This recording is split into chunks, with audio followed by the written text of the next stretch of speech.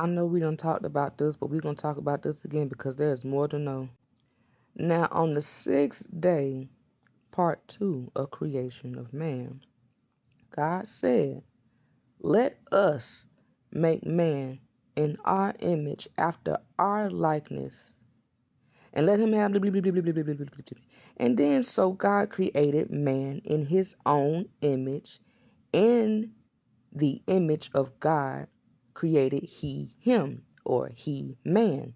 Male and female created he them. Them don't mean regular random bodies. Let's really look at this. And did you also know that the creation of woman happened in chapter 1, verse 27? That's crazy. Now, in Hebrew text, they're going to say Elohim. Well, Elohim is plural, feminine and masculine. Some even say Yahweh created them. Well, Yah is masculine, We is feminine. If I'm wrong, switch the other way around. But I do know I'm right about something. Adam and Eve are the physical embodiment of El Shaddai and Asherah. Look, Elohim means El and Asherah as one. Psalms 82:6. The Father El stands in the divine council, say, I have said, ye are gods, and all of you are children of the Most High. So El said that. The shock. This is the moment the sons, or the Elohim, are reminded that they aren't just workers or rebels. They are extension of the parents. Now, God created him. Male and female created he, them. The single form. When it says him, it refers to the human form, the blueprint.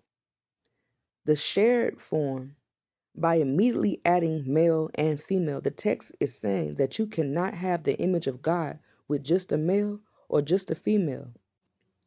The truth, it takes the union of both to reflect the Creator. If the image is a male and female, then the source, God, must also be male and female.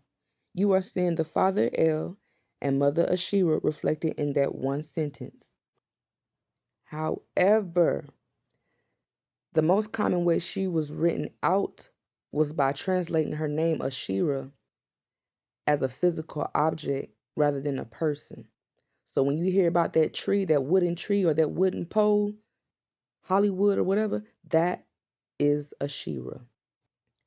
In fact, in Deuteronomy 16:21, it said, do not set up any wooden Asherah poles beside the altar you build to the Lord your God. And the Lord your God don't always mean the God El Shaddai. It could mean the Lord as in the ruler of that land. The kings or whatever. Ptolemy. The function. By calling her a pole or a grove, Asherim, the writers demoted her from a divine partner to a piece of ritual furniture that could be chopped down. And this kept her function as a symbol of fertility and life tied to the trees, but removed her identity as a goddess. Another detail that I never paid attention to with Asherah representing a tree or a wooden pole is what happened on the day of the crucifixion in the Bible. Asherah has always been the tree of life. When religious reformers wrote her out, they tried to turn her into a piece of a wooden pole or a curse. The physical experience, when Jesus, the new Adam, the Son, carried that Hollywood up the hill, he was literally carrying the symbol of his mother on his back. When he was hung on that tree, he wasn't just being executed. He was being reunited with his mother's embrace. And I remember in my mind, I see the Ankh with the arms on it in the ancient Egyptian methonetas. The 70 sons of God, the Elohim. El and Asherah were said to have 70 sons, who altogether made up the divine council, or the assembly of El. Yahweh is one of those sons. I know you're going to see worship of Asherah and El that's not valid. They put it out there, but it's not the truth, because truthfully, unless it was like how Mary and Jesus, or Aset and Haru, then I can understand Asherah and Yahweh. But Asherah and Yahweh are never supposed to be counterparts. They're not mates. They're mother and son. A part of the Bible, a perspective of the Bible that I never looked at as was that Adam could be El and Asherah could be Eve. It set this perspective on a path that Jesus' entire mission was unstoppable. It was he and the Father was trying to restore divine feminine, or to restore the mother back, try to bring her back to her rightful place beside the Father. Remember, she is always by his side, rib, attach, bond, always together, which means when he saw his image, he saw her always by his side. If you're going to see God, you need to see a divine couple. It took two to get to the one, and the two became one. Since they turned Asherah into a pole, nowadays you see what pole represents. And it looks like an adulterous woman. Sounds like an adulterous woman. Well, in the Bible, in the story, the woman caught in adultery, those in high places tried to use the father's law, the structure, to crush the mother's child, the woman. But in the story, Jesus stopped all of that because he proved that the law is useless without mercy and equality, which are the mother's gift. So I asked, does that reflect two revelations about the woman, the woman in the clothing?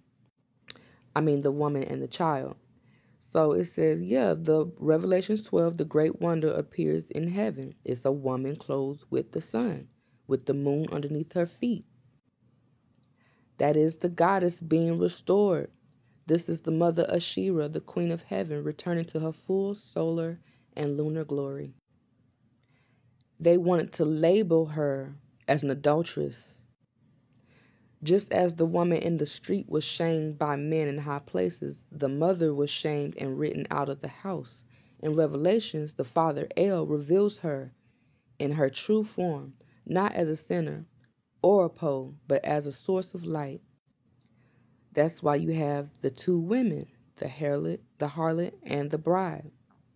The trick is, those in high places try to make us think that the mother is the harlot, shaming the feminine energy and the physical experience. But the truth is, the new Adam defends the harlot, which is the feminine trapped in the amnesia of the world, until she is restored as the city of light, which is the bride. He is saying, I don't condemn you. Go and live in the full power of the goddess. And then the book of Revelation ends with a marriage. Revelations 19:7.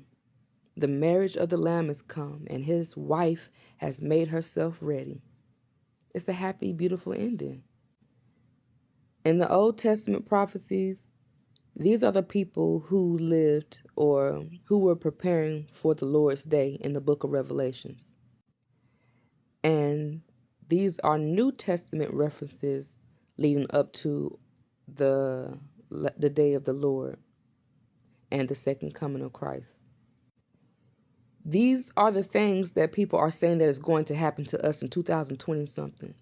The Bible explicitly tells you that it happened during their time, the 6th hour.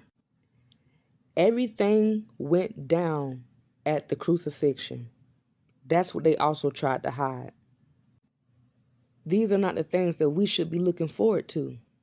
if it already happened.